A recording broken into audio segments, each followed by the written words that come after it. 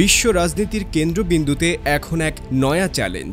Russia, চীন, তুরস্ক, Iran এই দেশগুলো আমেরিকাকে মোকাবেলা করার জন্য একজোট হচ্ছে। তবে সম্প্রতি এক সংবাদ দাবি করেছে যে চীন এবার তাদের অত্যাধুনিক পঞ্চম প্রজন্মের স্টেলথ যুদ্ধবিমান সম্ভবত J-35 ইরানকে উপহার হিসেবে দিতে যাচ্ছে।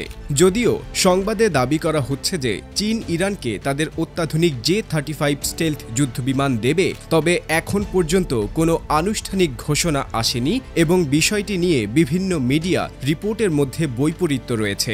আপনি ভাবছেন এটা কি সম্ভব? হ্যাঁ, যদি সত্যি হয় তাহলে এটা বিশ্ব রাজনীতির এক বড় ধরনের পরিবর্তন আসবে, বিশেষ করে মধ্যপ্রাচ্যের ভূ রাজনৈতিক সমীকরণে। এই চুক্তির সাথে একদিকে যেমন চীনের অবস্থান শক্তিশালী হবে, অন্যদিকে ইরানও আন্তর্জাতিক মঞ্চে আরও শক্তিশালী হয়ে উঠবে। কিন্তু পুরো বিষয়টা কিভাবে হতে যাচ্ছে? চীন এবং ইরান দুটি শক্তিশালী দেশ যাদের মধ্যে সামরিক সম্পর্ক অনেক বছর ধরেই আছে। চীন ইরানকে নানা ধরনের সামরিক সরঞ্জাম যেমন রাডার প্রযুক্তি, ক্ষেপণাস্ত্র এবং ড্রোন সরবরাহ করেছে। চীন এবং রাশিয়া একত্রিত হয়ে মধ্যপ্রাচ্যে তাদের সামরিক উপস্থিতি শক্তিশালী করার চেষ্টা করছে। এই চুক্তির পেছনে মূল ভূমিকা পালন করছে চীন এবং রাশিয়া।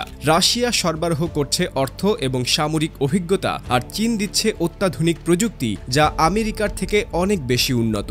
বেশ কিছুদিন আগে 2025 সালের জুনে জানা গিয়েছিল যে ইরান চীনের J-10C multi role fighter jet কেনার পরিকল্পনা করছে।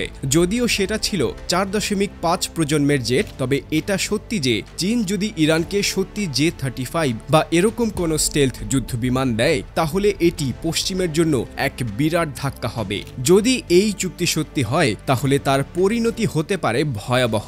প্রথমত, ইরানের হাতে এমন এক যুদ্ধবিমান আসলে মধ্যপ্রাচ্যে পশ্চিমা বিশ্বের আধিপত্য কমাতে পারে। আমেরিকা এবং ইসরায়েল খুবই উদ্বিগ্ন, কারণ এটি তাদের ক্ষমতা এবং নিরাপত্তাকে চ্যালেঞ্জ করে। চীন ও ইরানের লক্ষ্য একটাই, আমেরিকার একক আধিপত্য শেষ করে এক বহু মেরুর পৃথিবী তৈরি করা।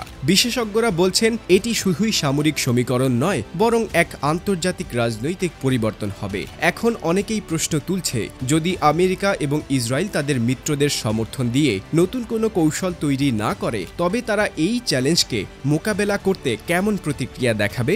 এখন এই চুক্তি বাস্তবায়িত হলে মধ্যপ্রাচ্যের পরিস্থিতি কিভাবে বদলে যাবে? সৌদি আরব এবং ইসরায়েলের মতো দেশগুলো এখন তাদের সামরিক শক্তি বাড়ানোর জন্য নতুনভাবে বিনিয়োগ করতে পারবে। এতে একটি নতুন অস্ত্র প্রতিযোগিতা তৈরি হতে পারে যা আগে কখনো দেখা যায়নি। বিশ্ব এখন তাকিয়ে রয়েছে চীন এবং ইরানকে ঘিরে নতুন এই ভূ রাজনৈতিক অঙ্কের পরিণতি কি হবে। এটি একটি শুরু মাত্র।